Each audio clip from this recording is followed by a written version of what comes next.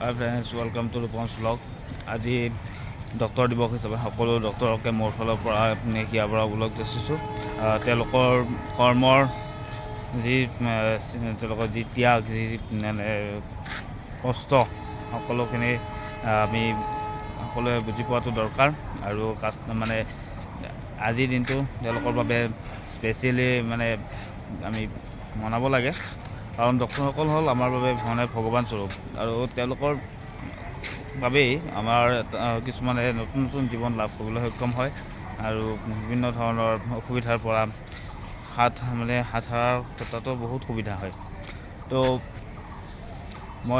আমি সকলোৱে দেখিছোঁ যে কৰোণাৰ সময়ত যি পৰিস্থিতি হৈছিল, ডক্তৰসকলে কিমান ত্যাগ স্বীকাৰ কৰি 24 ঘণ্টা কষ্ট কৰি তেওঁলোকে মানুহৰ জীৱন ৰক্ষা কৰাৰ ক্ষেত্ৰত ৰাইজৰ স্বাৰ্থত তেওঁলোকে নিজৰ সকলো চপি দিছিল, সকলো দি দিছিল। তেওঁলোকে নিজৰ সময়, নিজৰ ঘৰক সময় দিয়া নাছিল, তেওঁলোকে ৰাইজক সময় দিছিলে।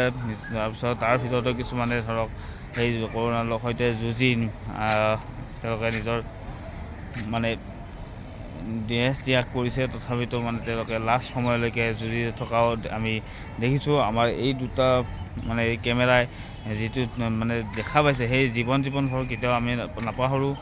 যিবোৰ ভিডিঅ' আমি দেখিবলৈ পাইছোঁ, ডক্তৰসকলৰ ত্যাগ, ডক্তৰসকলৰ কষ্ট, আমি সেই কৰোণা কালতে গম পাইছোঁ তেওঁলোকৰ কিমান কষ্ট হ'ব পাৰে। কিন্তু তাৰ মাজতো কিছুমান মানুহে তেওঁলোকৰ কষ্টটো বুজি নাপায়, তেওঁলোকৰ দুখ, তেওঁলোকৰ যদি কিবা এটা ভুল হৈ যায় প্ৰত্যেক ডক্তৰজনকে দুখ দিয়ে বা তেওঁলোকক ক্ষতি কৰাৰ বাবে আগবাঢ়ি আহে। কিন্তু তেওঁৰ হ'ব পাৰে ভুল, অকণমান সৰু সুৰা ভুল কেতিয়াবা হৈ যাব পাৰে, ডাঙৰ কথা নহয়। এজন মানুহৰ ভুল হোৱাটো খুব সাধাৰণ কথা বুলি ক'ব পাৰে, কাৰণ কিয় মানুহ মাত্ৰতো ভুল হ'বই। তো ডক্তৰ এজনৰ ভুল হোৱাটো ডাঙৰ কথা নহয় বাৰু, কেতিয়াবা হয়। আৰু সেই ক্ষেত্ৰত মানুহবিলাকে অলপ সজাগ হ'ব লাগে। আমি যিহেতু শিক্ষিত সমাজ, আমি সজাগ হ'ব লাগে, যাতে তেওঁলোকক আমি ভগৱান ৰূপে আমি খালি স্বীকাৰ কৰোঁ, বাকী সেই নকৰোঁ। তেওঁলোকক অপদস্থ যাতে কেতিয়াও নকৰোঁ, তেওঁলোকক ভগৱানৰ স্থান দিয়া হৈছে ডক্তৰক।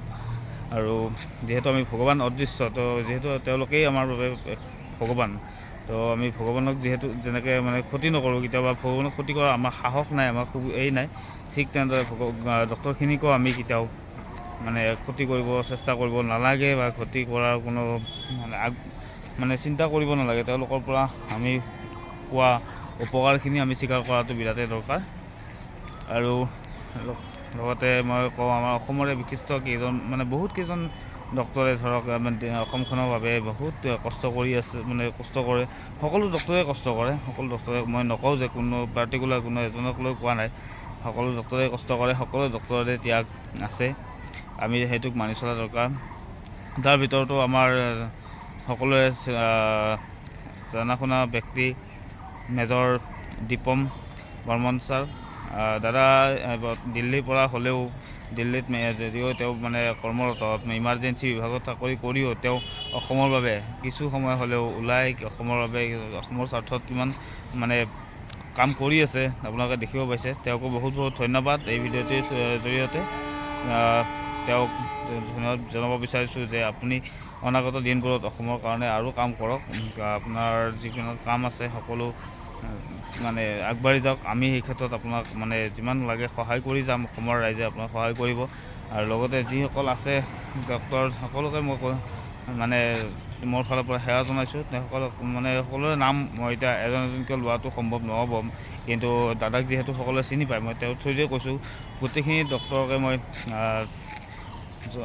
সেৱা জনাইছোঁ। তেওঁলোকৰ কৰ্মৰাজি, তেওঁলোকৰ ত্যাগ, তেওঁলোকৰ কষ্ট সকলো আমি বুজা উচিত, আৰু সকলোখিনি আমি ভালদৰে বুজি লৈ তেওঁলোকক আৰু কাম কৰি সমাজৰ কামত আগবাঢ়ি যোৱাত আমিও সহায় কৰা উচিত। আৰু আমাৰ তেওঁলোকৰ বাবে বহুতো কৰণীয় আছে, তেওঁলোকক ভাল এটা স্থান দি, ভাল তেওঁলোকে আমাক যেনেকৈ ট্ৰিট কৰে, আমিও তেওঁলোকক যাতে তেনেদৰে ট্ৰিট কৰোঁ, সেইটোৱে ক'লোঁ। তো আজি ডক্তৰ দিৱস হিচাপে বেছি নকওঁ, এইখিনিয়ে কওঁ।